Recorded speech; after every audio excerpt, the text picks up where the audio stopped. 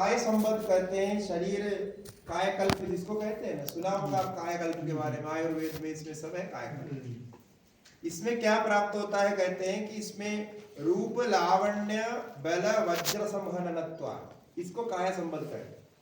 अच्छे रूप होगा यानी अपीयरेंस बहुत अच्छा होगा, और लावण्य माने ग्रेसफुलनेस, ये जो अट्रैक्टिव रहेगा, बहुत सुंदर रहेगा, और बल होगा, स्ट्रेंथ होगा, और वज्र संहननत्वानि, वज्र संहननत्व माने वज्र जैसे स्ट्रॉन्ग बन जाए, पत्थर जैसे हो जाए। तो इतने सारे मिला के काय संबद्ध शरीर की शक्ति ऐसे बोल सकते। इसके प्रसंग में इंद्रिय जय आया। इंद्रिय जयों के बारे में पहले बात किए हैं, वो संयम के द्वारा नहीं, वो तो यम नियम आदि के द्वारा जो अभ्यास से आप इंद्रिय के संयम प्राप्त करेंगे। किंतु यहाँ इंद्रिय के स्वरूप को जानकर, इंद्रिय का जो ग्रहण स्वरूप, अस्मिता, अन्वर्थवत्व, अन्वयार्थवत्व ने, ये इंद्रिय किससे बने हैं? 3 गुणों से बने हैं, प्रकृति का कार्य है। और इंद्रियों का प्रयोजन क्या है? पुरुषार्थ सिद्ध करना, जैसा बोधजय में भी 45 में भी ऐसा ही है। फिर इनका स्वरूप क्या है? अस्मिता के द्वारा ही, यानी अहंकार के द्वारा ही इनका संचालन होता है, और विषयों का ग्रहण करना इनका स्वरूप है। इस प्रकार इन पर सब चिंतन करते हुए, इंद्रिय जय के बारे में इसमें चिंतन करते हुए आपको इंद्रियों का संयम, संयम का अर्थ यहाँ केवल संयम नहीं है, इंद्रियों के अपने स्वरूप में विस्तार होगा। जैसा शब्द तो अभी यहाँ बैठ करके, हम पास बैठ करके माइक लगा करके सुन रहे हैं, लेकिन आप दूर का शब्द सुनना चाहते हैं, वो भी हो सकता है। इसमें भी एक अच्छा मेडिटेशन है, हम ये प्रैक्टिस कराते हैं कभी कभी। ये इतना ही है कि आप कहीं एकांत स्थान में बैठो, अब आप बोलेंगे हमको एकांत स्थान मिलता नहीं, बाजार में, नगर में, शहर में एकांत स्थान कहाँ मिले, बड़ा मुश्किल है। तो फिर क्या करना पड़ेगा? सुबह सुबह उठना पड़ेगा, 3 बजे उठेंगे, क्योंकि उस समय सब लोग सो रहा होगा, हल्ला हुल्ला कम होगा, शब्द कम मिलेगा। वही रास्ता है, जब सब लोग सो रहे हैं उस समय आपको जागना पड़ेगा, या निशा सर्वभूतान, जैसा गीता में कहा, वही रास्ता है। तो सुबह उठे और बिल्कुल सब बंद करके, जब सब लोग सो रहे हैं, तो ऐसे ध्यान करें कि बहुत दूर भी कोई शब्द सुनाई पड़ रहा है, तो उस शब्द पर मन को लगाए। अब जैसे एक शब्द सुनाई पड़ता है, ऐसे सूक्ष्म सूक्ष्म दूर दूर शब्द सुनाई पड़ता है, उसको ऊपर मन को एकाग्र करें, बहुत अच्छा होता है, एकदम मन स्थिर हो जाता है। और शब्द के जो भी आपके सेंसिटिविटी है वो भी खत्म हो जाएगी, तो वो भी एक साधन है। और बार बार ये शब्द सुनने से इस शब्द को आप रिप्रोड्यूस कर सकते हैं बिना सुने ही। अभी आप म्यूजिक सुनते हैं ना, तो उसके लिए आपको टेप बजाना, मतलब उसको बजाना पड़ता है। आजकल टेप नहीं है, मोबाइल बजाते हैं, तो मोबाइल को बजाना पड़ेगा। लेकिन कुछ बार समय के सुनने के बाद यदि आप चाहें तो बिना मोबाइल बजा के वही गाना आप सुन सकते हैं। ये पॉसिबल है। यहाँ ऐसा एक प्रोफेशन है मन क्या, ये कैसा पता चलता है आपको? अभी पता चलता है कभी। कैसे है कि आपके मोबाइल में कोई रिंगटोन रखा हो, तो बार बार वो कई दिनों से सुनते हैं, सुनने के बाद में कभी कभी आपको रिंग बजाना ही है, कोई बजाया नहीं, लेकिन ऐसा आपको लगता है रिंग बज गया, ऐसा लगता है ना। हाँ, ये सावधान रहना, ये एक बहुत बड़ी बीमारी की शुरुआत है। हाँ, ऐसा आपको लगेगा, इसलिए ये रिंगटोन बार बार बदलना चाहिए, नहीं तो ये दिमाग के अंदर चले जाएगा और बाद में आपको नींद में भी सुनाई देगा, इसमें भी सुनाई देगा, बहुत परेशानी हो जाएगी। ऐसा होता है क्योंकि दिमाग में प्रोविजन है, जो बार बार करते हैं उसको रिपीट कर सकता है, और रिपीट करने के बाद अच्छा है, ये रिपीट करे, गाना सुनाई देगा, तो बात अच्छी बात है। लेकिन वो एक्चुअल में हो जाता है, एक्चुअल में होने से फिर आपको परेशानी हो जाती है। जैसा कभी ऐसे होता है, कभी किसी का रोना या किसी का हंसना, ये भी आपको सुनाई देता। मतलब आप ऐसे जगह पे कई कार्यक्रम में कुछ ने आपको देख करके किसी ने ऐसे हंसा, तो वो हंसी जो है आपके दिमाग में चला जाता है। फिर बाद में कभी कभी वो रिप्रोड्यूस होता है और आपको ऐसे ही एक्चुअल सुनाई पड़ेगा कि वो ऐसे ही हंस रहे हैं, मुझे मजाक कर रहा है, ऐसे करता है। तो ये प्रोविजन है, मतलब दिमाग ऐसा कर सकता है। इसको हम पॉजिटिवली यूज करना। ये तो अभी बीमारी है, इसलिए अब जितना हो सके मोबाइल का बदलते रहना चाहिए, रिंगटोन बदलना चाहिए और कभी वाइब्रेटर में रखना चाहिए, कभी साइलेंस में रखना चाहिए, क्योंकि दिमाग उसमें फिक्स हो जाता है। हाँ, ये बहुत बड़ी परेशानी है। इसके लिए कोई अभी है, इसका कोई बीमारी है, इसलिए वो लोग कहते हैं आप इसमें स्वामी जी, आप बोले थे कि इंद्रिय के स्वरूप को जानकर क्या किया, क्या होता है? इंद्रिय जय, सारे इंद्रियों का जय होगा। विजय। अगर कोई मंत्र को रिंगटोन रख ले, हाँ, मंत्र को रखने से भी मंत्र सुनाई पड़ेगा, लेकिन फिर भी वो बदलना चाहिए, क्योंकि नहीं तो वो मंत्र सुनाई पड़ना अच्छा है, लेकिन मंत्र एक शब्द है, वो शब्द के बारे में वो डिस्टर्बेंस हो जाता है। तो इसलिए चेंज कर सकते, कुछ दिन एक मंत्र रखे, कुछ दिन दूसरा मंत्र रखे, कुछ दिन एक गाना रखे, कुछ दिन दूसरे गाना रखे, ऐसा चेंज करना अच्छा है। ऐसे डॉक्टर लोग कहते हैं, जो लोग इसके बारे में जानते हैं, एक अच्छा उपाय है। तो ये भी एक विजय हो गया। और उसके बाद कहते हैं ये जब इंद्रिय जय प्राप्त हो जाए तो इंद्रियों की, अभी मैंने बताया ना, विशेष शक्ति प्राप्त होगी। विशेष शक्ति यह है कि मनोजवित्वम विकरण भाव प्रधान जयश्च, मन जैसे फास्ट हो जाएंगे। मनोजवम मारुत तुल्य वेगम, सुना ना? मनोजवित्व मन हमारे इंद्रियों में सबसे फास्टेस्ट वो है मन। तो मन जैसे फास्ट हो जाएंगे इंद्रियों, तो मन जहां पहुंचेगा वहां इंद्रियां भी पहुंच सकेगी। अब तो आप यहां बैठ करके आपके घर के बारे में सोच सकते हैं, दिल्ली पहुंच सकते हैं, मुंबई पहुंच सकते हैं, जहां जहां आपने पहले गया वहां यदि आपके स्मरण में है वहां पहुंच सकते हैं, बैठ बैठ करके पूरा वहां देख सकते हैं। मन वहां पहुंच जाता है, मन ला देता है। तो ऐसे ही इंद्रियां पहुंच सकती है। मन यहां बैठे बैठे वहां क्या हो रहा है आप सुन सकते हैं, जान सकते हैं। स्वामी जी, ये सिद्धि पहुंचता है। लाइव फीड होगी या हैलुसिनेशन है? ना लाइव फीड है, ओके। और ये तो हम केवल नहीं कह रहे हैं कि ये पहले ऐसे योगी लोग थे जो आजकल हम यंत्र से योगी करते हैं, वो ऐसे ही करते थे। तो उसको हमारे आचार्यों ने, कई आचार्यों ने माना है कि योगियों का जो प्रत्यक्ष होता है वो बिल्कुल पक्का होता है, इसमें कोई संशय ना करें, ऐसा कहते हैं। शंकराचार्य जी भी अपने भाष्य में, वेदांत भाष्य में कई जगह इसका उदाहरण दिया कि हम सामान्य लोगों को नहीं होते, लेकिन ये अभ्यास करने पर इनको होता है। और न्याय दर्शनकार, भाष्यकार सभी ने योगज प्रत्यक्ष करके एक माना। योगज प्रत्यक्ष माने जो योगी अभ्यास करके इस प्रकार से प्रत्यक्ष ज्ञान प्राप्त करता है, वो देख करके बोलता है ऐसा होने वाला है, बिल्कुल वैसे ही होगा, ऐसा होता है। ये एक अलौकिक ज्ञान है, इसको अलौकिक ज्ञान के कोटि में रखा। अलौकिक ज्ञान माने इंद्रिय प्रत्यक्ष होने की जरूरत नहीं, आप कुछ अनुमान करते हैं, विचार करते हैं, हो जाता है। ऐसा तो हमारे अंदर भी है ये अलौकिक ज्ञान, हम भी बहुत अलौकिक ज्ञान का प्रयोग करते हैं, लेकिन हमें पता नहीं है। ये इसलिए मैं कह रहा हूं कि ब्रेन में क्या क्या ब्रेन की स्पेशलिटी है, इसका भी एक ज्ञान हमको नहीं है। ब्रेन में बहुत कुछ होप है, बहुत कुछ कर सकते हैं। So it's the same clairvoyance. Someone who's a It's clairvoyant, something like that, similar to that. they cover their eyes and they can actually see what you've written. Yeah. So that's Like- that's the same thing. So it with the different indriyas, different sense So you organs. can literally see whatever. They something like actually they see it. तो इसमें दो विषय ध्यान रखना। एक तो ये कोई भी चीज बाहर से नहीं ला रहे, हम अपने शक्ति को ही इन रूपों में प्रकट करते हैं। तो ये योगज प्रत्यक्ष भी अलौकिक प्रत्यक्ष है। अब जैसा अलौकिक प्रत्यक्ष हमको भी होता है, कैसा है, आप जैसे मार्केट जाते हैं, फल आदि खरीदने के लिए जाते हैं, तो अभी जैसा आम है समझ लीजिए, आम को देख करके आप बोलते हैं ये आम मीठा होगा, ऐसा सोचते हैं।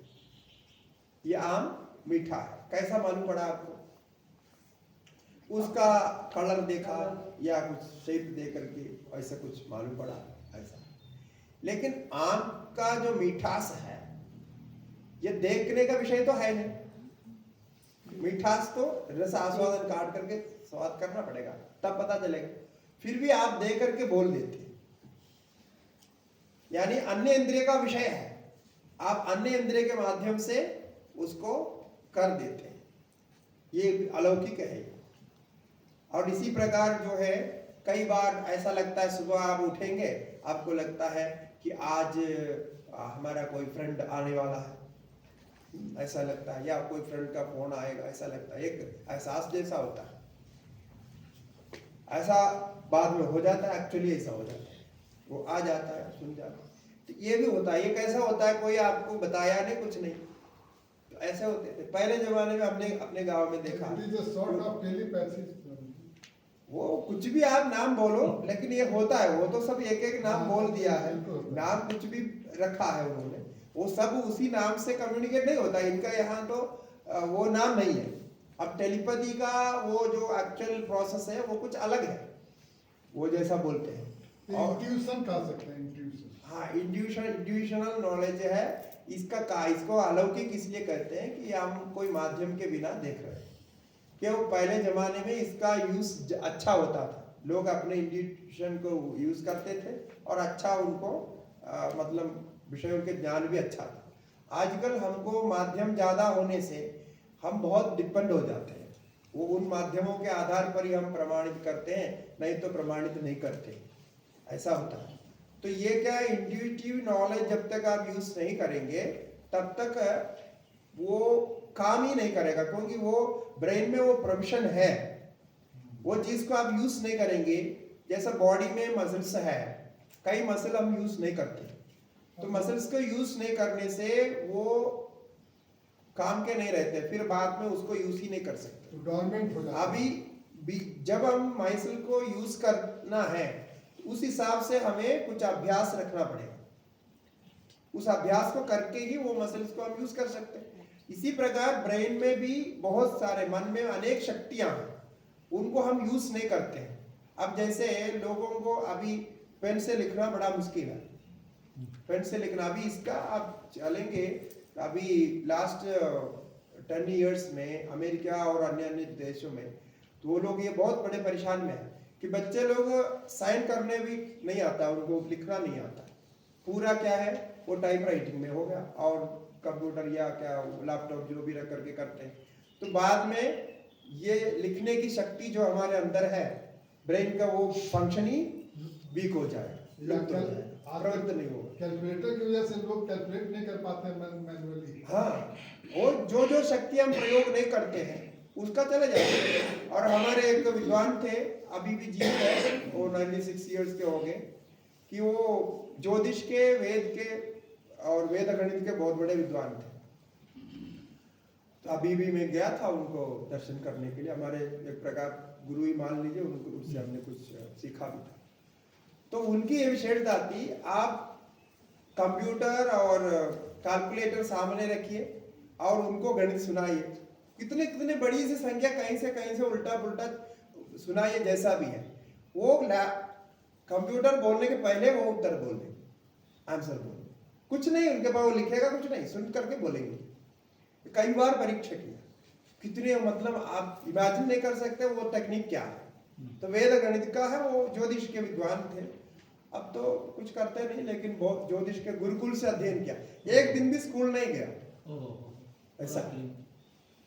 अब आप आश्चर्य में पड़ेंगे। दूसरा एक विद्वान है, वो ऋग्वेद के, आज के जमाने में ऋग्वेद के एक विशेष शाखा है, जिसमें जो शाखा पहले थी, कई शाखाएं नष्ट हो गई, उस शाखा के विद्वान है, माने एक ही है वो, अब वो दूसरे को सिखा रहे हैं। और उनके है कि पूरा वेद मंत्र वो हस्त मुद्रा से दिखा सकते हैं। तो पहले ऐसा था कि पुरुष सूक्त बोलना है, हस्त मुद्रा दिखाएंगे, तो हस्त वो देख करके दूसरा समझेंगे ये कौन सा मंत्र पढ़ रहा है। ऐसे लोग कम्युनिकेट करते थे, क्योंकि बाहर बोलना ऐसे सामान्य बोल नहीं सकते थे। वो जैसे गूंगे लोग गूंगे के नहीं है, इसमें वेद के हस्त मुद्रा है, वो वेद पढ़ने के हिसाब से दिखाता है। अरे आप जो तो जब मुख से बोलना नहीं तो उस स्थिति में उसको करते थे। अब इन्होंने बचपन से ये सीखा है, उनके गुरुकुल में सीखा है और मैंने ऐसे ही सीख करके सब कुछ किया और पूरा बनाया, तैयार किया। लेकिन विद्यार्थी नहीं मिले उस समय, आजकल विद्यार्थी नहीं मिलते, तो अब भी उनको वो जैसा ये सीखना है तो ब्राह्मण के नियम के अनुसार करना पड़ता है।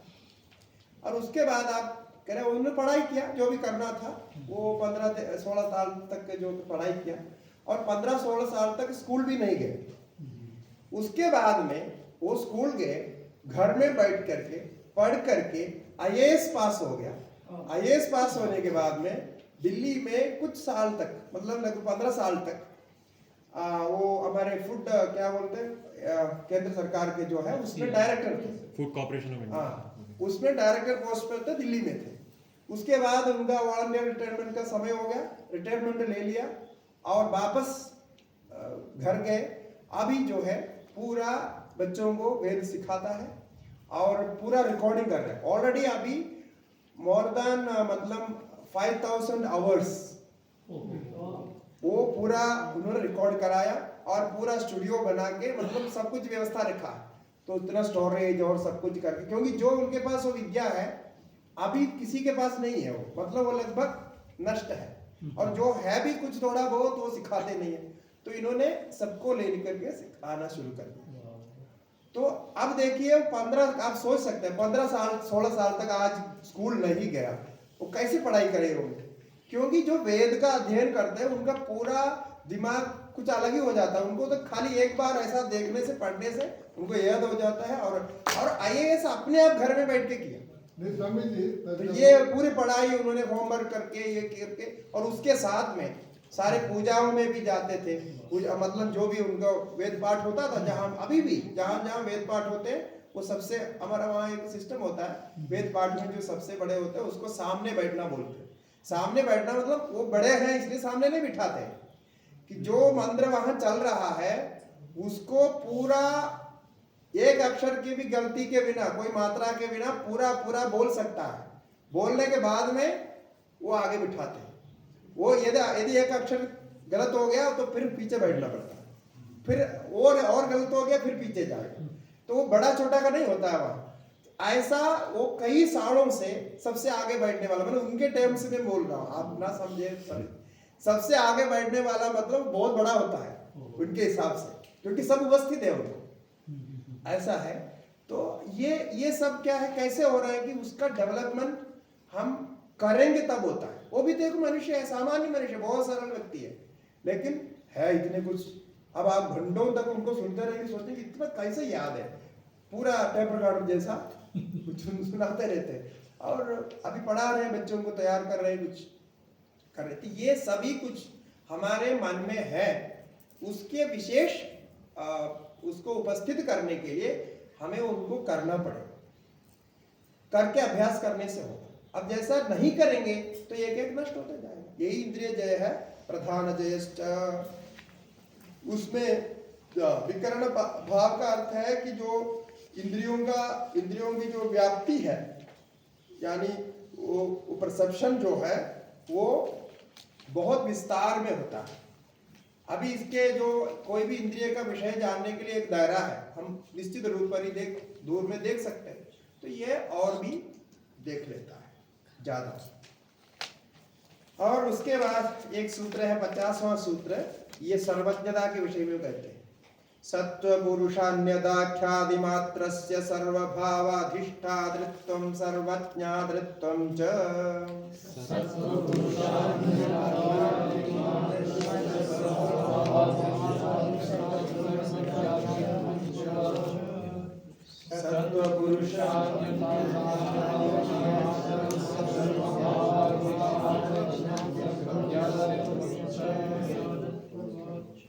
अभी सर्वज्ञातृत्व यानी सब कुछ जानना और सर्वभाव अधिष्ठातृत्व, ये सभी भाव यानी जितने भी विकार हैं, भाव है उसमें अधिष्ठान रूप से उसका पूरा ज्ञान भी रहता है और ऐसा भाव रहता है मैं सब में व्याप्त हूँ।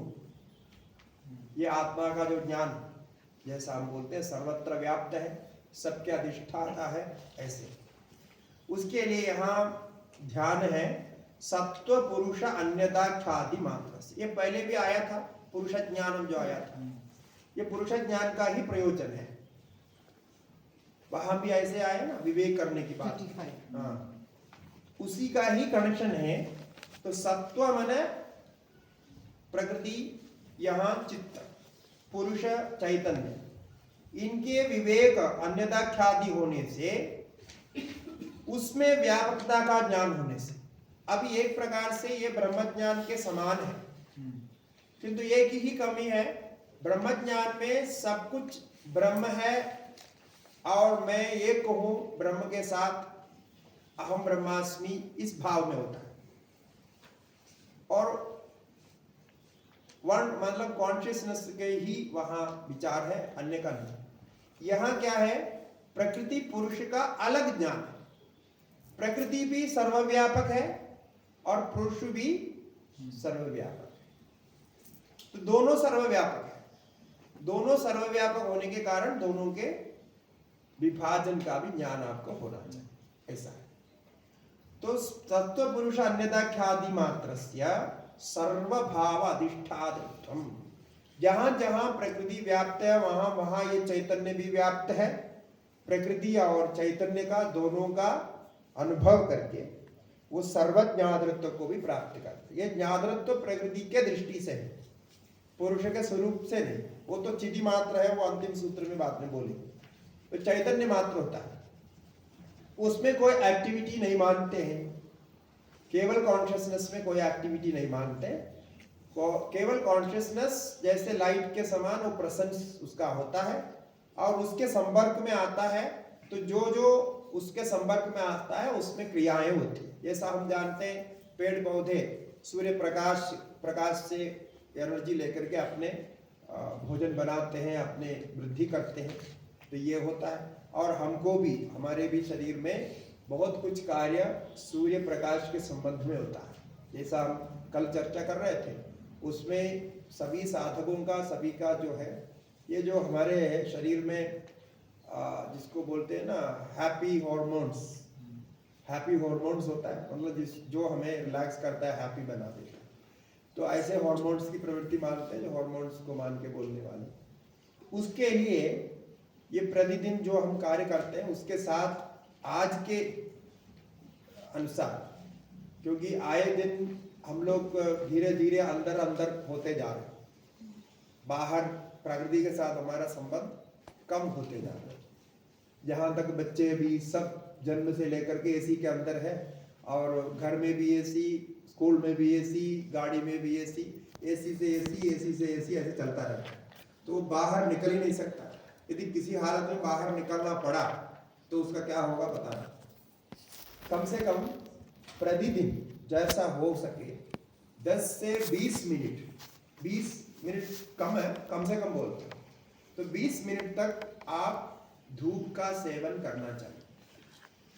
यह शरीर के लिए बहुत आवश्यक है। धूप का सेवन करने से आपके शरीर में ये बोलते हैं जो हैप्पी हार्मोन है वो इंक्रीज हो जाता है। उसके कार्य के लिए धूप का संपर्क होना जरूरी है, बाहर का वायु का संपर्क होना जरूरी है, और शुद्ध जल का अर्थ गर्म पानी नहीं। और गर्म पानी से यदि नहाने का आदत है तो आप गर्म पानी प्रयोग करते हैं, करना ही पड़ता है, तो बहुत कम गर्म रहना चाहिए, यानी बॉडी टेम्परेचर के आसपास भी गर्म रहना चाहिए। कभी भी अधिक गर्म पानी से नहाना का अभ्यास नहीं रखना। अधिक गर्म पानी का रखेंगे उससे बहुत प्रॉब्लम होता है, और ये बीपी, चक्कर, और हमारे एक डॉक्टर है आयुर्वेद के, वो इस पर रिसर्च करते हैं, तो उन्होंने कहा कि ये आजकल जो मानसिक रोग हो रहा है, जैसे फॉर एग्जाम्पल अभी वृद्धावस्था होने से बहुत लोगों को एंजाइटी का प्रॉब्लम है, एंजाइटी मानसिक रोग। ये जो वैद्य है वो आयुर्वेद के मनोरोग विशेषज्ञ हैं, उन्होंने उस पर बहुत रिसर्च किया। तो ये एंजाइटी का मुख्य एक कारण है ये गर्म पानी का स्नान। गर्म पानी से हम स्नान करेंगे रेगुलरली तो बीपी भी हो सकते हैं, ये भी हो सकता है, क्योंकि ये जो गर्म पानी हम डायरेक्ट ब्रेन में डालते हैं तो उस समय आप ब्रेन का वेव्स जो भी वहाँ यदि मापेंगे तो बहुत बिगड़ा हुआ दिखता है। तो इसीलिए वो अवॉइड करने के लिए बोलते हैं जितना हो सके। तो अब करना पड़े, ठंडी के समय में करना पड़ता है, लेकिन ऐसे करें। लेकिन कई लोगों को हमने देखा कि गर्म पानी से ही पूरा साल भर नहाते, गर्मी भी हो गर्म पानी से नहाते, पता नहीं क्यों ऐसा हो गया। तो सब ऐसे ही करते हैं, लेकिन वो ठीक नहीं है। धूप का सेवन जरूर होना चाहिए। आप यदि बाहर नहीं जा सकते, कम से कम अपने गार्डन में बाहर गार्डन रह करके वहाँ घूमना चाहिए, क्योंकि ये सब उसके साथ संबंध होने से हमारे शरीर में होने वाले परिवर्तन इसको हम देख सकते हैं, जान सकते हैं। ये सब साधन की दृष्टि से आवश्यक है। जैसा हमने बोला जंक फूड जो भी है वो फूड में भी थोड़ा उसका नियम रखना चाहिए, ऐसे ही इसके साथ ये भी होना चाहिए। और हो सके तो प्रतिदिन वॉकिंग मैंने ऐसे गपशप लगा करके वॉकिंग नहीं, एकांत वॉकिंग करना चाहिए, है ना। अकेला बिना मोबाइल लिए, बिना कोई यंत्र लिए, अकेले में वॉकिंग करना चाहिए। ये भी बहुत अच्छा होता है, क्योंकि अपने आप अपने स्वरूप को जानने के लिए, अपने मन को जानने के लिए ये एक अवसर होता है। और इंट्रोस्पेक्शन बोलते हैं ना, अपने आप को अंतर्मुख होकर के देखने के लिए। तो ये भी अच्छा होता है, क्योंकि घर में बैठ करके हम एकांत बैठेंगे तो नहीं होता, घर का माहौल ही ऐसा होगा, फिर नहीं होगा। तो बाहर निकले, इस प्रकार एकांत रहे, और हो सके तो प्रतिदिन कुछ समय मौन रहने का प्रयास करना चाहिए। जैसा मैंने पहले बताया था कि मोबाइल व्रत के बारे में हमको बोला था, तो मोबाइल व्रत भी बहुत अच्छा है, उसके साथ मौन भी रहे, ये भी बहुत अच्छा है। पूरा आपको जीवन में एक परिवर्तन दिखाई देगा, ये अभ्यास के रूप में हम करते हैं। तो आप सोचेंगे हम 1 घंटा मौन रहे तो क्या होता है, लेकिन उससे पूरा हमारे मन की जो प्रवृत्ति है उसमें एक अलग आ जाता है, अलग एक शक्ति आ जाती है, एक कंसंट्रेशन फील होता है, कुछ एनर्जी फील करते हैं। तो ऐसे पहले 1 घंटा कर सकते हैं, फिर हफ्ते में 1 दिन कर सकते हैं। जिस दिन आपकी छुट्टी है तो उस दिन आप मौन कर सकते हैं, हाफ डे कर सकते हैं, तो वो जैसा आपको समझ में आए। और उससे भी कुछ एबिलिटीज हमारे प्रकट होते हैं, क्योंकि मौन रहने से जो कम्युनिकेशन संबंधी जो विचार है हमारे, वह डेवलप होता है। इसलिए जो साधक लोग हैं मौन रहते हैं तो उनकी वाणी भी अच्छी हो जाती है, और स्मृति भी अच्छी हो जाती है, और कम्युनिकेशन अच्छा हो जाता है बाद में, मौन के बाद में। और क्लैरिटी ऑफ थॉट ये भी हो जाता है, क्योंकि मौन रहते हुए कम्युनिकेट करने के लिए आपको थॉट प्रोसेस को बहुत क्लियर रखना पड़ता है, up to the mark, up to the point रखना पड़ता है, तभी जाके आप कम्युनिकेट कर पाते। तो ये सारे डेवलपमेंट, बहुत सारे डेवलपमेंट मौन व्रत के द्वारा होता है। तो ये सब प्राप्त करके धीरे धीरे इसका अभ्यास करते जाएंगे, ये विवेक ख्याति, विवेक ज्ञान प्रकट होगा। प्रकट होने पर व्यापक रूप से दोनों को जानने के कारण सर्वज्ञत्व, सर्वाधिष्ठातृत्व दोनों प्राप्त होता है।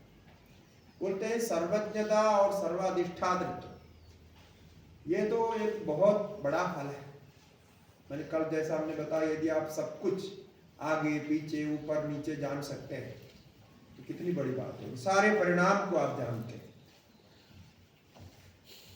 तब तो बहुत बड़ा फल है। कुछ जो है और प्राप्त करने की इच्छा ही नहीं रहेगी। अब सब कुछ जानते हैं तो क्या है, लेकिन कहते हैं कि ये नहीं, इसको भी त्यागना पड़ेगा। तद वैराग्यादभिदोष बीजक्षये कैवल्यम्,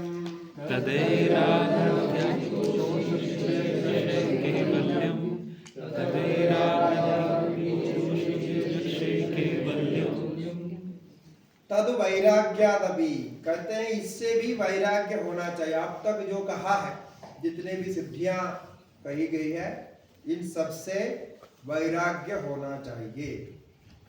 वैराग्य होने का मतलब क्या है? वो लिबरेशन को चाहता है। वो लिबरेशन को चाहने के कारण वो वैराग्य प्राप्त करता है। वो माने डिटैचमेंट हो जाता है इससे, क्योंकि ये भी बहुत बड़ा फल है। यदि उसमें भी फंस गया तो मुश्किल हो जाता है। इसलिए उससे भी डिटैचमेंट का भाव रहता है, क्योंकि पहले ये डिटैचमेंट का भाव से ही शुरू किया था। यमन यम आदि प्राप्त करते हुए वहीं से आ रहे हैं, तो ये संस्कार उनके पास है। तो सब कुछ प्राप्त होने पर भी एक डिटैचमेंट का भाव रहता है। तो तद वैराग्यादपि दोष बीज क्षये, तब ये दोष बीज नष्ट होगा। दोष का बीज क्या है? अविद्या। जैसे सभी दोषों का बीज अविद्या है। अविद्या अस्मिता राग द्वेष अभिनिवेश पंच क्लेश होता है। और उसके बाद अविद्या क्षेत्र उत्तरेषाम ये कहा था। तो अविद्या ही सभी का दोष का बीज है। अविवेक अविद्या, वह नष्ट होने पर कैवल्यम, तब कैवल्य की प्राप्ति हो। अब प्रकृति को भी व्यापक जानते हैं और पुरुष को भी व्यापक जानते हैं, दोनों की व्यापकता का ज्ञान भी होता है, तब अपने ही स्वरूप में रहने का अनुभव आनंददायक होता है। क्योंकि दूसरे के साथ दूसरे संबंध से तो है नहीं, वास्तुतः संबंध नहीं है, संबंध जैसा था अज्ञान के कारण। कहते हैं यही कैवल्य योगी है। अब ये जीवन मुक्त जैसा हो गया, यानी वो अब किसी से उनका कोई संबंध नहीं। अब जैसा शरीर है, शरीर का वो पूर्व संस्कार से शरीर चलता रहे। शरीर चलेगा, मन चलेगा, इंद्रियां चलेगी, सब कुछ चलती रहेगी, किंतु वह उससे भिन्न रहता है, अलग ही रहता है, उससे अटैच नहीं रहता, उसके साथ संबंध नहीं होता है। संबंध चाहिए तो करते हैं, नहीं तो नहीं करते। स्वामी जी, एक मिनट, ये अविद्या और विवेक के नष्ट होने से कैवल्य प्राप्त होता है। हाँ, मोक्ष प्राप्त होता है। तो कहते हैं कि ऐसा होने पर ये योगी बहुत बड़ा योगी करके पूरे जो है दुनिया में प्रसिद्ध हो जाएंगे। तो ऐसे योगी है कैवल्य प्राप्त। तो कहते हैं उनके पास बहुत कुछ आता, देवता भी आते हैं, हाँ, फिर ऋषियां भी आते हैं, मनुष्य भी आएंगे, और बड़े बड़े जो है लोग आएंगे, जैसे चक्रवर्ती लोग आजकल जो है प्रेसिडेंट, प्रधानमंत्री जैसे बड़े बड़े लोग आए, और इंद्रादि देव भी आकर के निमंत्रण करेंगे, आप हमारे यहाँ आइए, हाँ, फिर भोजन करिए। ऐसे सब निमंत्रण मिलेगा ना भंडारे के लिए। तो ऐसे सभी कार्यक्रम में आपको आमंत्रण मिलेगा, तो फिर दक्षिणा भी मिलेगी, सब कुछ मिलेगा जो भी है। बोलते हैं कि ऐसा होने की संभावना है। ऐसा होंगे जब इंद्र आकर के आपके सामने प्रणाम करके बोलेंगे आप बहुत बड़े हैं, ऐसा बोलेंगे तो स्वाभाविक रूप से आपको एक अभिमान आएगा। नमस्कार करते हैं लोग, बोलते हैं, हम तो कई बार सुनते हैं, अरे हमारे पास तो ये भी आते हैं, वो भी आते हैं, ऐसे करके बोलते हैं, अभिमान होता है। तो ऐसा आपको भी होगा, होने पर उस पर फंसना नहीं बोलते। उसमें फंस गया तो फिर तो उसी के अभिमान के चक्कर में फिर ये सब नष्ट भी हो सकता है। यही जो है अविद्या का खेल है। यहाँ आपकी कोई भी वासना, सूक्ष्म भी कोई वासना होगी, वो वासना भी वहाँ डूब जाएगी। और होता ऐसा, अब थोड़ा भी विरक्त होके, थोड़ा भी आप सब कुछ त्याग करके रहेंगे ना, फिर उसका ऑपोजिट होता है। हम सबके अपने जीवन में अनुभव है कि ऐसे आते हैं कि आप सोचेंगे वो ये तो बहुत बढ़िया है, सोचेंगे ये बढ़िया सोच लिया तो मुश्किल होता है। तो सावधान रहना, सभी प्रकार के विषय आकर्षण आपके पास आएगा, और एक समर्पित होकर के लोग तो आएंगे, और भी आपके संकल्प सिद्ध हो गए। तो इस स्थिति में पहुंचने से कुछ भी होता है।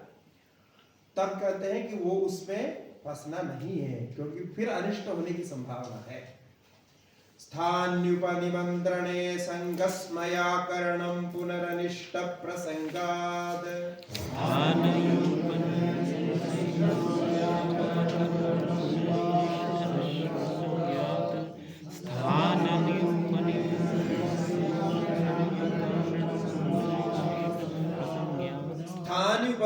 उपनिमंत्रण माने देवताओं से लेकर के जो स्थानीय है, अधिकारी लोग हैं, बड़े बड़े चक्रवर्ती आदि लोग हैं, उनके निमंत्रण, उपनिमंत्रण, यानी आपको आदर करेंगे, सम्मान करेंगे, आपको क्या क्या कर सकते हैं सब कुछ करेंगे, वो लोग पूजन करेंगे तब।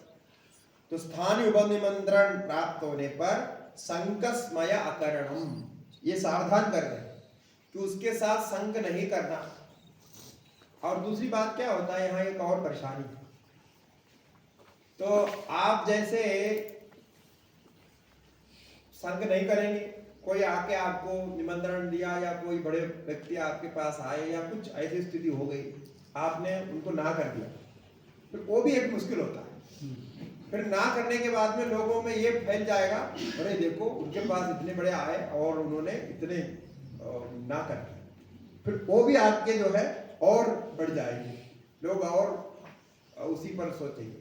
तो ये भी परेशानी है, माने तो भी परेशानी और छोड़े तो भी परेशानी, क्योंकि और विरक्त हो जाएंगे, फिर और विरक्त हो रहे तो और सेवा करेंगे और लोग जो है जुट जाएंगे। इसलिए ऐसा होता है तो चुपचाप रहना सबसे अच्छा होता है, क्यों कुछ भी ऐसा आप दिखावे, न्यूट्रल है, दिखाना नहीं, बिना दिखाए आप बैठे, जितना बैठे बैठे ठीक है, तब तो ठीक है, मालूम हो गया तो बहुत ही मुश्किल है। इसलिए कहते हैं संग स्मय माना अभिमान, प्राइड, जो अभिमान करते हैं हम अपने आप को बड़े मानते हैं, उसको स्मय कहते हैं। संग और स्मय अकरणम क्या है, पुनरअनिष्ट प्रसंगा, फिर अनिष्ट हो सकता है, उससे मन विचलित होने की संभावना है, ऐसा मान करके नहीं करना। क्योंकि अब बहुत प्रयत्न करके, इतना योग साधन करके, बहुत समय के बाद ये सब प्राप्त हुआ है, थोड़ा बहुत जो भी प्राप्त हुआ, अब ये ऐसे में फंस गया तो फिर वो नष्ट हो जाएगा, ऐसा सोच करके उसको नहीं करना चाहिए। कहा अब ये है कि अंत में, इस पाद के अंत में एक और सिद्धि बताते हैं जो बहुत सूक्ष्म है।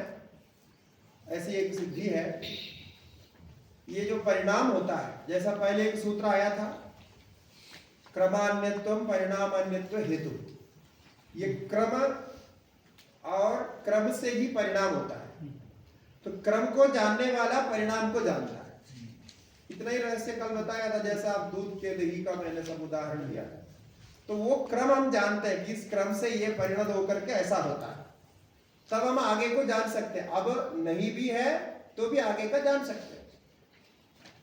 अब ये क्रम के बारे में कहते हैं, ये जो क्रम है ना, एक ऐसा जैसा आम का फल है, छोटा रहता है, फिर धीरे धीरे इतने 10 दिन में बड़ा होता है, ऐसा होता है। जैसा फूल है, धीरे धीरे विकसित होता है, तो इत्यादि जो भी क्रम को आप जानते हैं।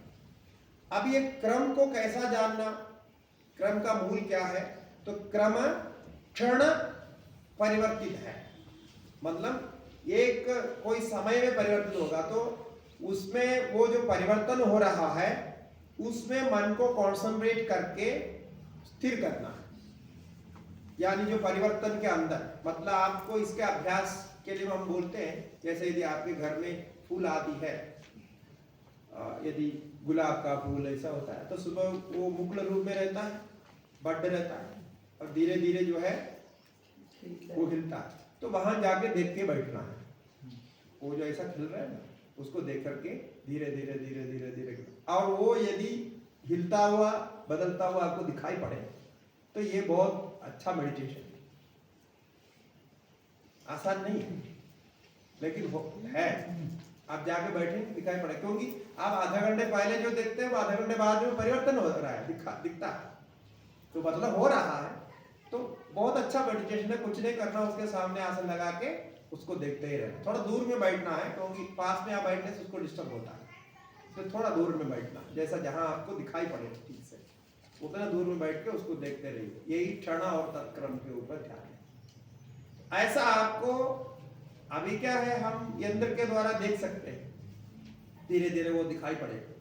जैसा सूर्य ग्रहण होता है, चंद्र ग्रहण लोग देखते हैं, बहुत कम समय में बदल करके होता है, तो वो कहाँ बदल रहा है वो हमको दिखाई नहीं पड़ता है, लेकिन आगे पीछे दिखाई पड़ता है तो चलते हैं। लेकिन ये और सूक्ष्म होता है।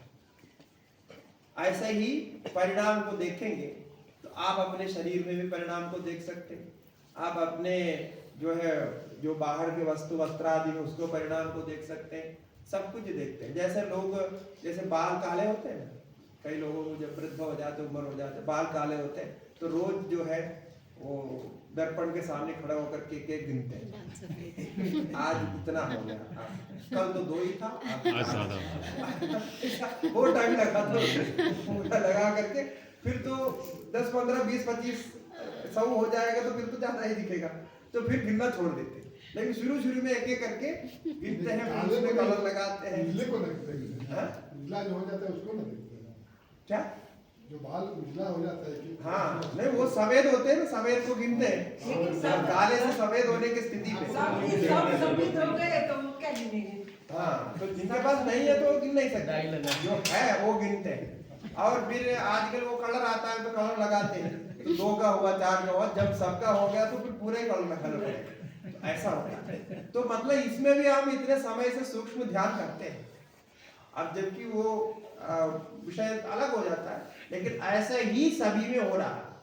और एक दिन तो नहीं होता है, धीरे धीरे होता है, एक एक करके होता है, और कुछ दिन के बाद फिर आपको फल दिखाई पड़ेगा। ऐसा ही सभी है। इसके लिए एक सूत्र दे रहे हैं, एक फॉर्मूला भी है। क्षण तत्क्रमयोः संयमाद् विवेकजं ज्ञानम्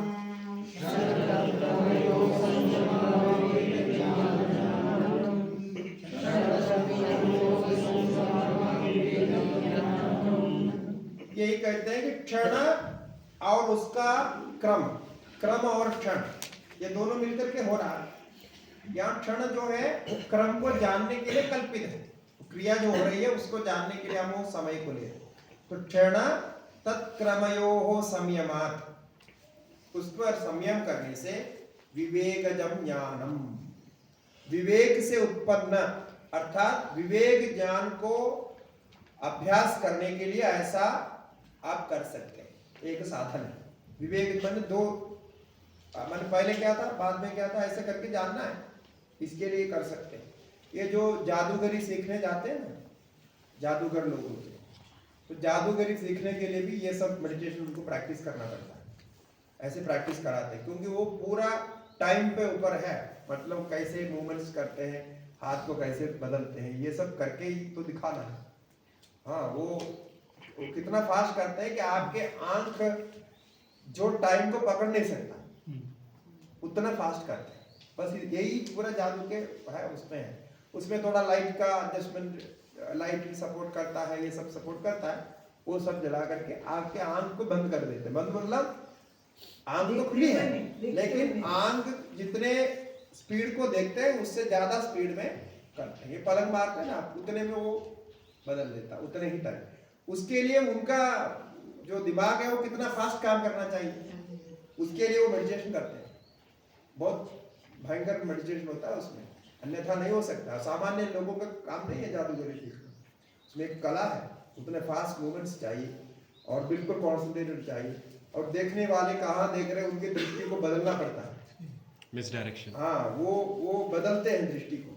हम जो हाथ में वो दिखाना चाहते हैं तो हाथ में ऐसे ऐसे दिखाएंगे, लेकिन उतने समय के लिए वो दृष्टि बदल देंगे, फिर कार्य करेंगे, फिर आपको दूसरा दिखाएंगे।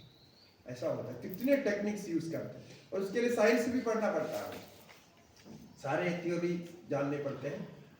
बहुत मुश्किल है, वो आसान काम नहीं। इसलिए तो पैसा लेते हैं, उतना पैसा लेते हैं, वो बहुत परिश्रम करते हैं, रिस्क भी बहुत है इसमें। कभी इधर उधर हो गया तो वो उसमें बहुत रिस्क है। तो ऐसा ही ये विवेक जब ज्ञान है, उतना मतलब माइन्यूट जो चेंज है उसको भी आप ऑब्जर्व कर रहे हैं। अब सामान्य चेंज को तो ऑब्जर्व कर ही रहे हैं, देख रहे हैं, लेकिन उतने माइन्यूट को भी आप ऑब्जर्व कर रहे हैं, तो आपके सारे जो है वो ज्ञान स्पष्ट हो जाएंगे। यही इसका प्रयोजन है। इसके लिए एक उदाहरण दे रहे हैं अगले सूत्र में। जाति लक्षण देशैरन्यदा नवच्छेदात् तुल्ययोस्तद प्रतिपत्तिः।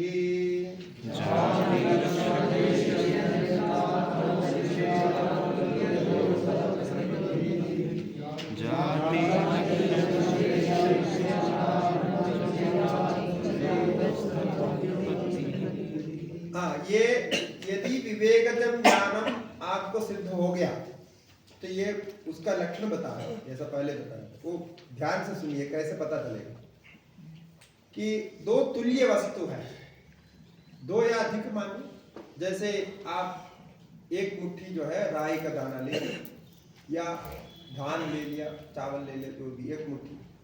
अब एक मुट्ठी में दान लेकर के आप सामने रखेंगे, फिर आप देखते रहेंगे कि ये इसमें क्या अंदर है, इसमें क्या अंदर है, ऐसा देखते रहेंगे। और 10 दाना आपने रख दिया, सब समान है, ठीक है। अब क्या है कि आप नहीं देखते हुए यदि इधर उधर बदल देते हैं, आपको पहले 10 दाने देखने को दे देते हैं, उसके बाद उसको फर्स्ट में जो था उसको लास्ट में कर दे या ऐसा इधर उधर कर देंगे। उसके बाद उन 10 दानों को आपको पहचानना है। हम लोग पहले स्कूल में खेलते थे ऐसे खेल, अब वो बड़ा मुश्किल होता है। तो उसमें क्या है कि आपने पहले 10 को बढ़िया ढंग से देखा हो, बिल्कुल पहचाना हो, तब आप पहचान सकते हैं। इम्पॉसिबल नहीं है, बच्चे लोग पहचानते हैं, हम लोग करते थे वो खेलना, लेकिन बहुत मुश्किल होता है। क्यों? वो समान होता है। तो चावल तो फिर भी पहचान में आता है, लेकिन राई जैसा जो होता है वो और कठिन है। और भगवान इतना बना, यद्यपि उसमें भी भेद तो होता है, लेकिन इतना वो सूक्ष्म है कि आंख में आता ही नहीं, इतना सूक्ष्म होता है। तो बोलते हैं योगी को ये सब पहचान में आएगा। ये जो विवेक ज्ञान होने के बाद में उनको आप धोखा नहीं दे सकते। तो जाति से समान, जाति से माने वो समान कैटेगरी वाले, समान टाइप्स के जो भी वस्तु है उनका भी वो पहचान कर लेते हैं, ये अलग है, ये अलग है, क्योंकि विवेक वहां भी होता है। फिर लक्षण से, लक्षण माने कैरेक्टरिस्टिक्स, अपीयरेंस आदि जो भी समान है वो उसमें कोई उसका भी वो पहचान कर लेते हैं, जिसमें कोई डिस्टिंक्टिव मार्क नहीं है, यानी अलग करने वाले कोई लक्षण नहीं है, कोई चिन्ह नहीं मिलता, तब भी उनको अदल बदल नहीं होता है, ठीक है। और देश, देश मन जैसा आपने कहा कि प्रथम स्थान में रखा हुआ को आपने बदल दिया, इधर बदल दिया, तब भी वो पहचान लेंगे। कैसे पहचानेंगे? वो टाइम को, क्योंकि वो बदलने में जो टाइम लगाया है वो टाइम के ऊपर ध्यान देने से इसका इधर बदलने का जो टाइमिंग है और दूसरे जगह बदलने का टाइमिंग अलग अलग है ना। वो स्पैन जितने में आप रखा हुआ, जैसा आप इधर से मैंने इधर कर दिया, तो इधर से इधर कर दिया, तो वो इतने जो दूर है, जो स्पेस है, जो स्पेस के मूवमेंट का एक टाइम है, क्रिया है, तो उस टाइम से वो पहचान लेंगे। ऐसा देखिए, ये सब साइंटिफिक है। जाति लक्षण देशे अन्यथा नवच्छेता, तो उसको मैच करके देख करके जानने की क्रिया उनको हो जाती है। ये इससे कोई बड़ी सिद्धि कुछ भी नहीं है, लेकिन इससे आपके मन में विवेक ज्ञान प्रतिष्ठित होता है, यानी आप अच्छे विवेक करने वाले हो जाएंगे। ये ततः प्रतिपत्ति ही, ये एक पहचान बताया विवेक ज्ञान की सिद्धि के। तारकं सर्व विषयं सर्वथा विषयमक्रमं चेदि विवेकजं ज्ञानम्। तारकं सर्व विषयं सर्वथा विषयं क्रमं विवेकजं ज्ञानम्। तारकं सर्व विषयं सर्वथा विषयं क्रमं विवेकजं ज्ञानम्। तो ये जो विवेकजम ज्ञान की बात कर रहे हैं, विवेक से उत्पन्न या विवेक को लेकर के जो ज्ञान है, ये तारक होता है। इसका नाम तारक है। तारक माने तारक, जैसा तारक मंत्र है, ओंकार को भी तारक बोलते हैं और राम मंत्र को भी तारक बोलते हैं। तो ये तारक है, इसमें से पार कराने वाले हैं ये विवेकजम ज्ञान। इसका बराबर कोई ज्ञान नहीं है, क्योंकि ये इंट्यूशनल है। तारक का मतलब ये सामान्य जो ज्ञान है ना, उससे अत्यंत सूक्ष्म है, इंट्यूशनल है, सबको पार करके ये ज्ञान है, ये कहना चाहते हैं। और सर्व विषयम, और सभी विषय को लेकर के ये होता है, अर्थात इसमें कोई विशेष ऑब्जेक्ट पर ही होगा अथवा वो उसमें जो विषय है वो विषय लिमिटेड होगा, ऐसा नहीं। ये पूरा अनलिमिटेड रहता है, सर्व विषयक ज्ञान रहता है। और सर्वथा, सर्वथा माने सभी प्रकार से ये ज्ञान रहेगा। सर्वथा में सभी प्रकार से रहेगा। इसका आगे पीछे जो भी उसके काल को लेकर के ये सब विस्तार से उसको जानेंगे। तारकम सर्व विषयम सर्वथा विषयम अक्रमम च, इसके लिए क्रम की आवश्यकता नहीं होती। ये तारक विवेक ज्ञान होने पर क्रम से जानने की आवश्यकता नहीं, क्रम के बिना भी जान सकते। इसका मतलब क्या है कि हम कोई भी विषय को जानते हैं क्रम से जानते हैं। क्या हमारे जैसे देखना है तो चक्षु है, चक्षु का और रूप का संबंध हो, दोनों निश्चित दूरी पर हो, तब वो उसको जानते हैं। वो जानने के बाद में ये हमारे दिमाग में चले जाता है। दिमाग में जाने के बाद में फिर हमारा वो मेमोरी होती है, वो मेमोरी के साथ उसका संबंध होता है। उसके बाद हम उस वस्तु को पहचानते हैं। ये क्रम होता है। देखना जैसा हम सामान्य वस्तुओं को ऐसा देखते हैं। इसमें जो देखी हुई वस्तु को यदि हम याद नहीं कर सकते हैं, यानी याद पहले से नहीं है, तब तो उसका पहचान भी नहीं होगा। तो बाहर विषय है, फिर दृष्टि है, उसके लिए बाहर से प्रकाश की भी आवश्यकता है। सब कुछ करके आप उसको जानते हैं, किंतु इस ज्ञान के लिए उसका कोई ऐसा कोई क्रम की आवश्यकता नहीं। ये स्पॉन्टेनियस होता है और विदाउट आउटसाइड सपोर्ट होता है, ये कहना चाह रहे हैं।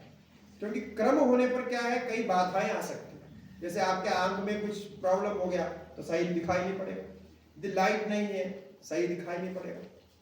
तो इनको ऐसा नहीं होगा, क्योंकि ये क्या है, तो क्षण और क्षण का संबंध करके जानता है, क्षण तत्क्रम से जानता है। और ये इसलिए उसको देखे बिना भी वो देख सकता है और आंख बंद करके भी देख सकता है, क्योंकि ये सब मन से कर रहा है, मन के द्वारा कर रहा है। इसलिए मैंने ये जो प्रैक्टिस बताया, ये चावल रख करके ऐसा करने का, तो उसमें क्या वो आप देख करके एक बार जान लेते हैं, फिर वो पहचानना एक अलग है। किंतु वो ध्यान करके बैठेंगे, जो जैसा बदल रहा है ना, वो बदलने का टाइमिंग, वो मूवमेंट आप इंट्यूशन के द्वारा देखेंगे, आंख बंद करके। प्रैक्टिस करने पर आपको पता चलेगा वो कैसे काम करता है। बिल्कुल काम करता है, ऐसा हो सकता है। पहले पहले आप सक्सेस नहीं होंगे, लेकिन धीरे धीरे आप सक्सेस हो जाएगा कि ये कहाँ कहाँ बदल रहा है, वो बहुत बारीकी से आंख बंद करके देख सकते हैं। तो ऐसे होता है। इसके लिए कुछ ऐसा प्रैक्टिस आप कर सकते हैं, जैसे आंख बंद करके चलने का प्रैक्टिस करें और पीछे की तरफ चलने का प्रैक्टिस करें। हाँ, जैसे रोज, अरे ये भी बहुत अच्छा है। हाँ, ये भी एक आजकल एक्सरसाइज बताया है कि हमें सामने तो चलते ही है, लेकिन पीछे के तरफ पीछे चलते हुए अभ्यास करने से वो ब्रेन में एक्टिविटीज अच्छे हो जाते हैं। और विशेष करके वृद्धों के लिए थोड़ा सा सावधान रह के चलना, मतलब चल के अभ्यास करेंगे, 2-4 कदम भी आप पीछे पीछे पीछे करके घर के अंदर ही चलेंगे, तो वो भी एक बड़ा अच्छा एक्सरसाइज है मॉर्निंग में। हाँ, आ रहे क्या करूँ? हाँ, सिखा। यहाँ पे तो हाँ, हाँ, वो होता है। हाँ, वो है, एक संस्था है, वो यही चीज से प्रैक्टिस कर रहे हैं। वो ऐसे पट्टी लगा के आंख बंद करके सब कुछ कर सकता है। ये क्या है, हम अपने ब्रेन के दूसरे कैपेसिटी को यूज कर रहे हैं। जैसा अंधे व्यक्ति कैसे पहचानते वस्तु को, ऐसे ही वो कैपेसिटी हमारे अंदर है, उसको हम यूज कर रहे हैं। तो बस इतना ही। सत्व पुरुषयो शुद्धि साम्ये कैवल्यम, सर्वपुरुषयो शुद्धि साम्ये कैवल्यम, सर्वपुरुषयो शुद्धि साम्ये कैवल्यम। तो सत्व पुरुष इन दोनों के अपने शुद्धि, यानी अभी पहले से जो मिश्रण हो गया था, संयोग हो गया था, अन्य को अन्य मान लिया, इसलिए मन का क्या स्वभाव है ये भी पहचान नहीं पाए और चैतन्य का क्या स्वभाव है ये भी पहचान नहीं पाए। किंतु अब जो है दोनों की शुद्धि हो गई, अर्थात चैतन्य चैतन्य के स्वरूप में, क्योंकि विवेक ज्ञान हो गया, इतनी बारीकी से देखता है कि चैतन्य का क्या स्वभाव है, ये प्रकृति का क्या स्वभाव है। अब जानना तो प्रकृति का स्वभाव ही जानना, प्रकृति का स्वभाव जानने के बाद जो शेष रहता है, कल हमने बताया ना नेति मामा अहम मामा, ये जो प्रक्रिया उसके द्वारा जो शेष रहेगा वही आपका चैतन्य हो। चैतन्य ऐसा है कह नहीं सकता, क्योंकि कहेंगे तो फिर उसको भी एक ऑब्जेक्ट बनाना। तो दोनों अपने अपने स्वरूप में आ जाते हैं। प्रकृति का स्वभाव त्रिगुण है, मूल स्वभाव, किंतु उसके बाद में महत्त्वादि सारे परिणाम उसी में होते हैं। तो सत्व पुरुषयोः शुद्धि साम्ये कैवल्यम, अलोननेस, द अल्टीमेट अलोननेस, अंत में जाके वो एक ही हो जाएगा, चैतन्य रूप से सब व्यापक हो जाएगा। अब यहाँ कितने चैतन्य हैं ये नहीं कह सकते। अब अलोननेस एक ही होगा, क्योंकि अलग अलग चैतन्य करने का कारण क्या था कि शरीर मन इत्यादि था, ये अलग हो गए, उनको अलग जान लिया। इसलिए केवल जानना ही, यहाँ कुछ करना नहीं, इसको अलग कर ही नहीं सकते। जैसे आप वायु आकाश, आपके इधर वायु आकाश दोनों है, इसको अलग नहीं कर सकते। जहां आकाश है वहां वायु है, जहां वायु है वहां आकाश है, ऐसे दोनों को व्यापक मानना पड़ेगा। दोनों व्यापक होता हुआ दो लक्षण के द्वारा दोनों व्यापक है। तो दो व्यापक सर्वव्यापक कैसे होते हैं, उनका अलग अलग लक्षण है, इसको लेकर इसके दृष्टि से सर्वव्यापक है। तो आकाश में वायु आश्रित है, तो वायु को भी आप देख रहे हैं, आकाश को भी देख रहे हैं, क्योंकि वायु को हटा करके क्या वैक्यूम कर देते हैं ना, तो एयर को हटा देते हैं तो खाली हो जाता है, ये भी संभव है। ऐसा दोनों का संबंध जान लेंगे, जैसा वायु आकाश को आप अलग कर सकेंगे, तो वो भी एक मेडिटेशन है। तो ऐसे दो चार मेडिटेशन है जिसका प्रैक्टिस करने से होता है। इसके लिए टाइम चाहिए, आपको बाकी काम काज छोड़ना पड़ेगा, पूरा इसमें लगाना पड़ेगा। फिर रिटायर्ड, आजकल रिटायर्ड होने के बाद भी रोल रिटायर्ड नहीं होते हैं, रिटायर्ड होकर के भी काम करते रहते हैं। वानप्रस्थ आश्रम था ना, रिटायर्ड होकर के फिर जो है ना, फिर ये सब ध्यान भजन जब जो भी कर सकते करते रहना चाहिए, संयम रूप से चलाना चाहिए। और आपके पास कोई विद्या है तो विद्या का दान दे सकते हैं, यानी पैसा कमाने की दृष्टि से नहीं, सेवा रूप से दान में दे सकते हैं। ये वानप्रस्थ आश्रम की कंसेप्ट है। यदि ये कंसेप्ट भारत में आ जाए ना फिर से, हम तो इसका प्रचार कर रहे हैं कई समय से, कुछ लोग मान भी लिया है ऐसा करेंगे करके, लेकिन ये आ जाए तो बहुत क्रांति हो जाएगी और सारी समस्याएं सॉल्व हो जाएगी। अब बोलते ही नौकरी नहीं है, बोलते ना जॉब नहीं है लोगों को, एक बड़ा प्रॉब्लम है। इसको सॉल्व करने के लिए सबसे पहले कानून लाना पड़ेगा, जो लोग रिटायर्ड होंगे, रिटायर्ड के बाद फिर नौकरी नहीं करेंगे, नौकरी करेंगे तो वेतन नहीं है, सेवा करेंगे, सेवा बहुत कर रहे हैं, कई लोग कर रहे हैं, तो वो बहुत आवश्यक है, उसके बिना ये हो नहीं सकता। तो ये भी हमारे शास्त्र में कहा है। और जो रिटायर्ड होते हैं केवल नौकरी से रिटायर्ड नहीं, घर के काम काज से भी रिटायर्ड होना चाहिए। इसका मतलब रिटायर होने देगा तब ना, उनको काम जो आपके है उनको काम दे देना चाहिए।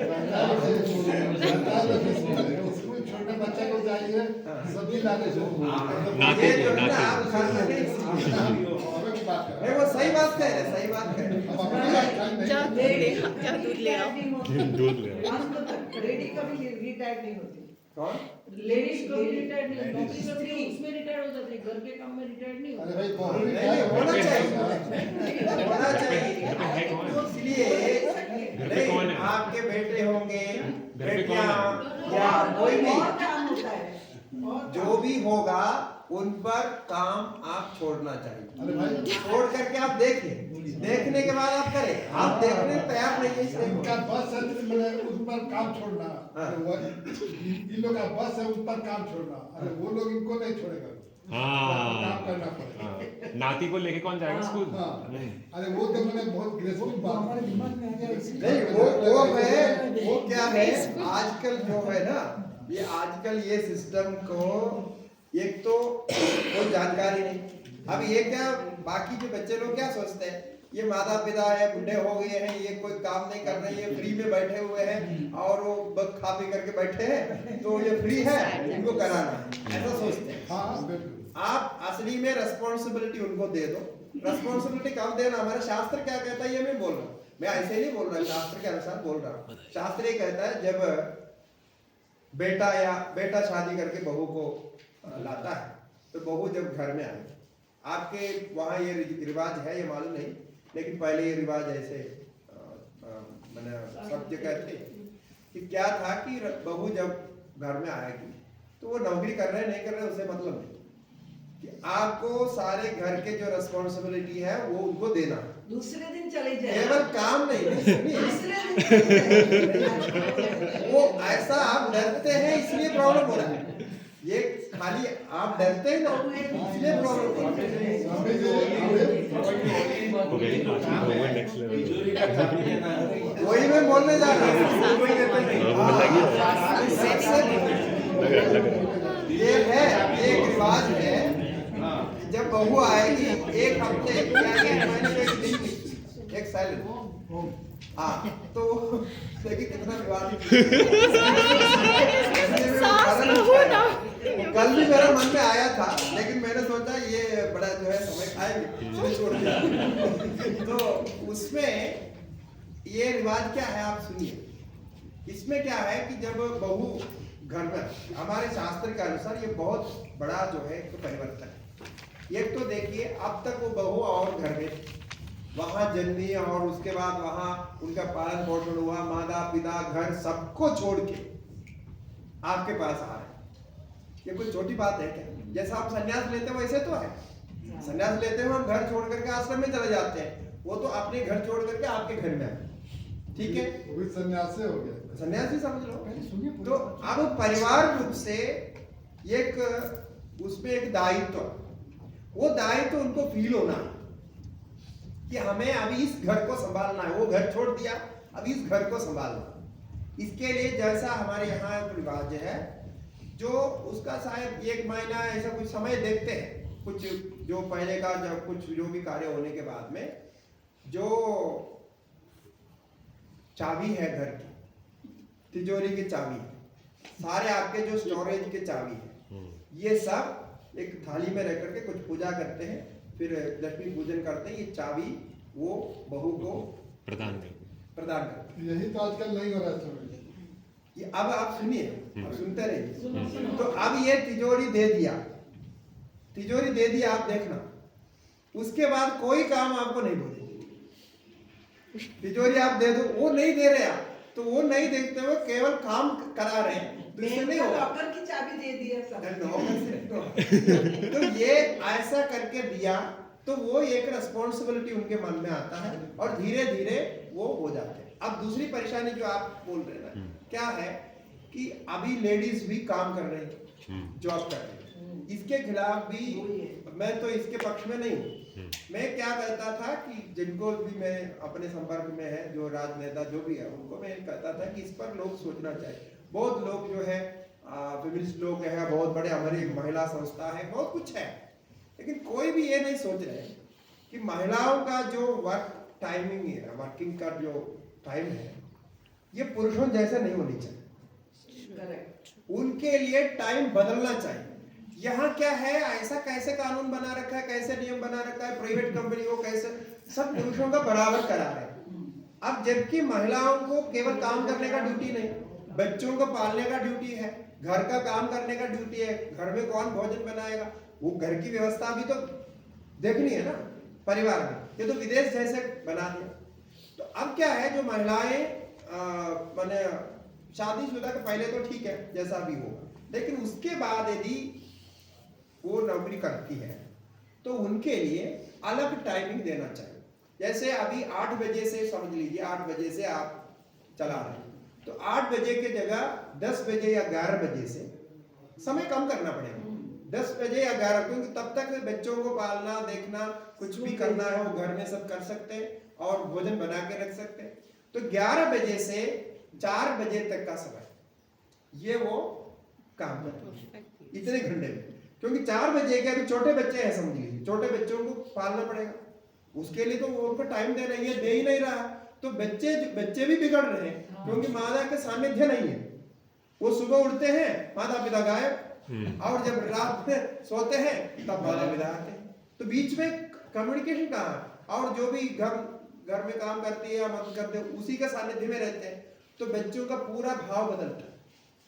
इसका एक बड़ा जो है स्टडी, एक लंदन यूनिवर्सिटी से एक बड़ा इसमें स्टडी निकला है, तो उन्होंने बिल्कुल इसी पर कहा है कि कई क्राइम और बच्चों की मनोभावना और ये सब होने के कारण ये है, ये आएगा, मैं तो अभी बोल रहा हूँ, लेकिन कभी ना कभी ऐसा आना ही पड़ेगा, उसके बिना ये व्यवस्था हो ही नहीं सकती।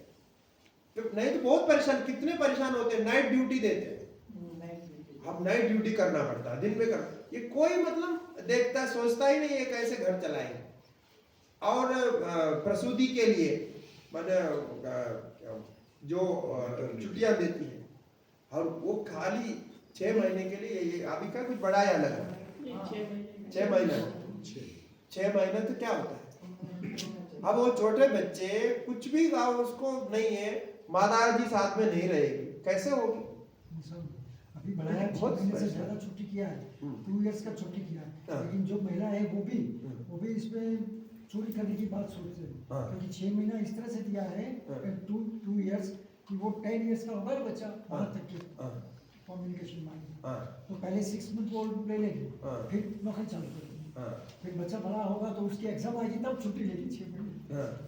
ऐसा करके ये सब नहीं, वो उसके सब नहीं, वो हमारा जो है वो सरकार की तरफ से वो कानून बनाना चाहिए, नियम बनाना चाहिए, नियम बनाने से वो करेंगे, क्योंकि एक बच्चे को पाल करके समाज में लाना भी उतना ही उत्तरदायित्व है जितना आप पैसा कमा रहे हैं या परिवार चला रहे हैं, क्योंकि आप उस बच्चे को बाद में भविष्य के लिए छोड़ रहे हैं, देश के लिए छोड़ रहे हैं, समाज के लिए छोड़ रहे हैं, और उनको यदि ठीक से पाला पोषा नहीं, जो सानिध्य उनको चाहिए वो दिया नहीं, समय पर कुछ किया नहीं, तो कैसे होगा?